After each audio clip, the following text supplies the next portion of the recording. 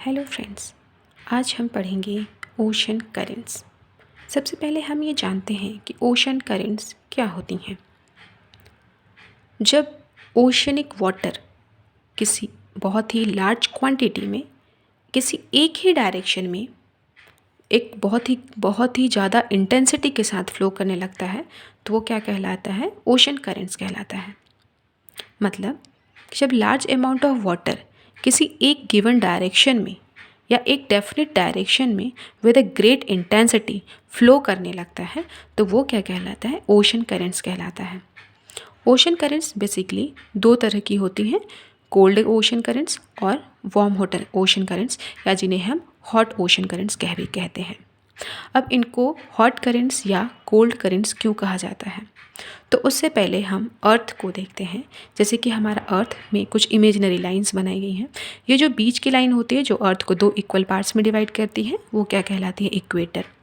ठीक है, इक्वेटर के और ये जो सबसे एंड पोलर पोर्शन है ये क्या कहलाता है? पोल कहलाता है।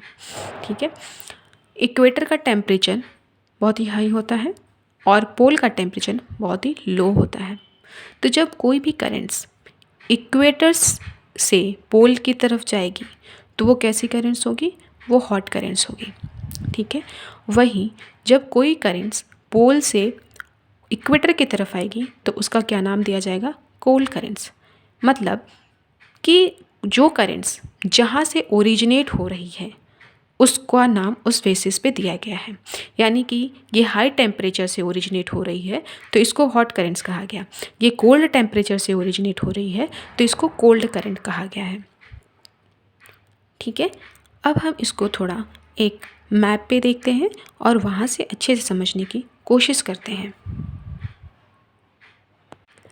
मैप को करेंट्स को जानने से पहले हमें थोड़े इसकी बेसिक बातें पता होनी चाहिए, जैसे कि कौन सा ओशन है और इनका नाम किस बेसिस पे दिया गया है। तो जैसे हम ये जानते हैं कि ये जो है ये अटलांटिक ओशन कहलाता है। ठीक है, और ये पूरा पैसिफिक ओशन है और ये इंडियन ओशन है, यहाँ भी पैसिफिक ओशन है और ये पूरा सदर्न ओशन कहलाता है और इसके ऊपर वाला जो पार्ट है ये आर्कटिक ओशन कहलाता है। इन करेंट्स का जो नाम है वो किस बेसिस पे दिया गया है? तो करेंट्स का जो नाम दिया गया है वो जिस प्लेस से होकर ये गुजर रही हैं उनके बेसिस पे इनका नाम दिया गया है। ठीक है, अब इनका हम डायरेक्शन देख रहे हैं कि जैसे इस मैप में जो दिया गया है ये जो रेड लाइन से जिनको शो किया गया है ये वार्म करेंट्स को शो कर रही हैं और जो ब्लू वाली लाइंस हैं ये कोल्ड करेंट्स को शो कर रही हैं। अब हम इनका देखते हैं कि ये इनका डायरेक्शन जो नॉर्दर्न हेमिस्फीयर में इसी साइड में क्यों है और सदर्न हेमिस्फीयर में ये इस तरफ से क्यों है। तो जैसे हम जानते हैं कि जब अर्थ रोटेट करती है ना, अर्थ के रोटेशन से एक फोर्स जनरेट होता है, कोरियोलिस फोर्स, और यहाँ पे फेरल लॉ अप्लाई होता है कि जब कोई भी विंड्स जो हैं वो अगर नॉर्दर्न हेमिस्फीयर में है तो विंड्स अब नॉर्दर्न हेमिस्फीयर में अपने राइट में टर्न हो जाती हैं और सदर्न हेमिस्फीयर में अपने लेफ़्ट में टर्न हो जाती हैं। ठीक है, तो यहाँ पे हम देख रहे हैं कि ये जो विंड्स हैं ये विंड्स यहाँ से फ़्लो कर रही थी। ठीक है, ये विंड्स यहाँ से फ़्लो करी और ये नॉर्दर्न हेमिस्फीयर में है तो ये नॉर्दर्न हेमिस्फीयर में अपने राइट में, इसका ये लेफ़्ट होगा और ये राइट होगा, ये अपने राइट में टर्न हुई हैं। ठीक है, सेम वैसे ही जब हम यहाँ नीचे देखते हैं तो ये सदर्न हेमिस्फीयर में है। सदर्न हेमिस्फीयर में क्या हो रहा है कि ये अपने लेफ़्ट में टर्न होती हैं, यानी ये जो करंट है ये फ़्लो कर रही है इस डायरेक्शन में और इसका लेफ़्ट कहाँ है? इसका ये लेफ़्ट है और इसका ये राइट है तो ये अपने लेफ़्ट में टर्न हो रही है। ठीक है, इनका डायरेक्शन हमें पता चल गया। हमें यहाँ पे तीन चीज़ें समझ में आ गई कि ये कोल्ड करेंट्स क्यों कहलाती हैं, वार्म करेंट्स क्यों कहलाती हैं, इनका नाम किस बेसिस पे दिया गया है और इनका डायरेक्शन किस बेसिस पे डिसाइड किया गया है। ठीक है, अब हमें कुछ नहीं, बस अगर हम 2-3 बार मैप को देखते हैं तो हमें जो है इनका नाम ईजिली याद हो जाएगा। 2-3 बार बस मैप को आपको ध्यान में रखना होगा।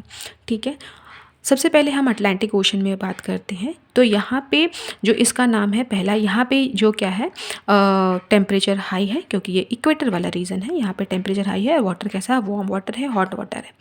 यहाँ पे करंट जनरेट हो रही है। इसका नाम सबसे पहले दिया गया है क्या, नॉर्थ इक्वेटोरियल करंट।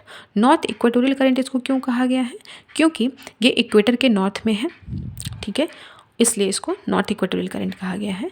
और जब यही करंट जब फ्लो करके ये कहाँ जाता है, ये गल्फ़ ऑफ मैक्सिको है, तो यहाँ पे इसका नाम क्या चेंज होता है, गल्फ़ स्ट्रीम चेंज जाता है। और गल्फ़ स्ट्रीम इसको नॉर्थ अटलांटिक ड्रिफ्ट कहा जाता है, ठीक है। वही करंट जब यहाँ नॉर्वे वाले पार्ट में पहुँचती है तो यहाँ पे इसका नाम हो जाता है नॉर्वेजियन करंट, ठीक है। और यहाँ से पोल की तरफ से एक करंट आ रही है, ये ग्रीनलैंड वाला पार्ट है, और यहाँ से जब कोई करंट आ रही है तो इसका नाम क्या दिया गया है, ग्रीनलैंड करंट कहते हैं इसको। यहाँ लेब्राडोर प्लेस है एक, जिसके वजह से इसका नाम जो है ये लेब्राडोर करंट पड़ा है। और ये कोल्ड करंट है क्योंकि ये पोल की तरफ से आ रही है। ये ग्रीनलैंड करंट भी पोल की तरफ से आ रही है, इसलिए इसका नाम ग्रीनलैंड करंट कोल्ड करंट्स है, ठीक है, ब्लू शो किया गया है। वहीं जब हम इसको अपने सदर्न हेमिस्फीयर में देखते हैं तो सदर्न हेमिस्फीयर में यहाँ पे करंट जो जनरेट हो रही है इसका नाम साउथ इक्वेटोरियल करंट पड़ा है। सॉरी, हम चलते हैं अभी नॉर्थ अटलांटिक करंट में। यहाँ पे एक करंट है, आपने देख रहे होंगे, ये कैनरी करंट है। कैनरी करंट ये कोल्ड करंट्स हैं, ठीक है, क्योंकि ये जो है टुवर्ड्स द पोल यानी ऊपर की तरफ से लोअर हायर लैटिट्यूड से लोअर लैटिट्यूड में आ रही है, ठीक है। और यहाँ पे इसका नाम कैनरी करंट क्यों पड़ा है, क्योंकि यहाँ पे एक कैनरी आइलैंड है जिसकी वजह से इसका नाम कैनरी करंट पड़ा है, ओके। अब हम चलते हैं अपने सदर्न हेमिस्फीयर में। सदर्न हेमिस्फीयर में जब हम जाते हैं यानी कि साउथ अटलांटिक ओशन में जब हम आते हैं तो यहाँ पे देखते हैं गिनिया करंट है, क्योंकि यहाँ पे एक कंट्री है गिनिया, इसकी वजह से इसका नाम जो है गिनिया करंट पड़ा है। और ये इक्वेटोरियल रीजन में है, इसलिए ये जो है हॉट करंट है, ठीक है। फिर यहाँ से हम देखते हैं ये एक करंट जनरेट हो रहा है यहाँ पे, साउथ इक्वेटोरियल करंट इसका नाम दिया गया है। अब आप समझ ही गए होंगे कि साउथ इक्वेटोरियल करंट क्यों है, इक्वेटर के साउथ में है इसलिए इसका नाम साउथ इक्वेटोरियल करंट है। पास हो रहा है ये कहाँ से, ब्राज़ील से, तो इसलिए इसका नाम ब्राज़ीलियन करंट है, ठीक है। अब यहाँ से देख रहे हैं हम कि ये जो करंट आ रही है ये पोल की तरफ से आ रही है, ठीक है। पोल की तरफ से आने के कारण ये कैसी करंट है, कोल्ड करंट है, और इसका नाम क्या है, फॉकलैंड करंट पड़ा है। क्यों, क्योंकि यहाँ पे एक फॉकलैंड आइलैंड है जिसकी वजह से इसका नाम फॉकलैंड करंट पड़ा है, ठीक है। अब हम आते हैं यहाँ पे एक वेनेजुएला करंट्स है, ठीक है। ये वेनेजुएला करंट भी पोल की तरफ से आ रही है, इसलिए जो है ये, और ये कैसी है, कोल्ड करंट्स है, ठीक है। अब हम आते हैं कहाँ, इंडियन ओशन में।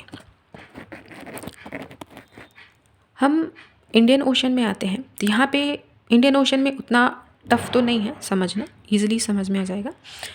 यहाँ पे इक्वेटोरियल करंट है, सेम वही इक्वेटर के नॉर्थ में है, तो नॉर्थ जो है इक्वेटोरियल करंट हो जाएगा, और ये हॉट करंट ही होगी, ठीक है। क्योंकि यहाँ पे जो है कहीं से भी करंट ऊपर से कोई जो है या हायर लैटिट्यूड से लोअर लैटिट्यूड में कोई करंट नहीं आ रही है, क्योंकि यहाँ पे पूरा पोर्शन कैसा है, लैंड वाला पोर्शन है, ठीक है। तो यहाँ पे हम देखते हैं जैसे कि इंडियन ओशन में मोस्टली यहाँ पे जो है वार्म करंट्स ही होती हैं, ठीक है। साउथ इक्वेटोरियल करंट है, इसको अगुल्हास करंट कहा गया है। ये अगुल्हास करंट और इसको मेडागासी करंट या मेडागास्कर करंट भी कहा जाता है, ठीक है।